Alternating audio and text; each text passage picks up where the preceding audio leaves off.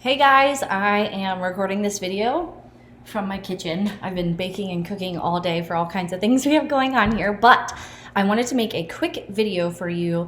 For those of you who have no experience with Playposit or have experience but are like, what do I do with this link you've provided for me? Well, let me show you. So I've brought up for you the Unit 4 guide, so Unit 4 learning, right? And I've given you multiple links to Playposit videos.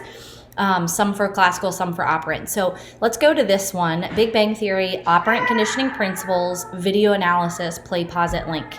So you're gonna click on that and open it up. And it looks like there's nothing you can do but click play. Well, that's true. So what I want you to do is click play, and you can almost immediately pause it because once you've clicked play, you'll see that there's some options down here in the bottom. So click this, I don't even know what to describe that as, but it looks like a little book almost. So click that and it brings open the side panel. And then you have the button that you've been looking for, which is copy bulb. So it asks you, would you like to create a copy of Operant Conditioning Principles? And you can name it and copy.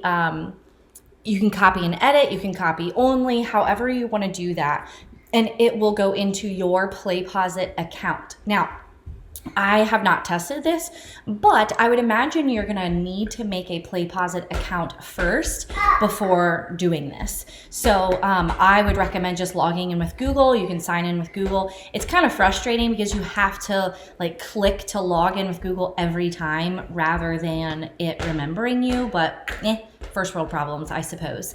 So once you've made a copy of it, you can edit it. You can then assign it to your students. And there's all kinds of directions within Playposit on how to get your students in there. You can even integrate it with Google Classroom. There's all kinds of possibilities there. So if you have questions about this, please post in our Facebook group or send me an email, send me a message on Facebook, whatever is easiest for you. All right, guys, everybody have a good day.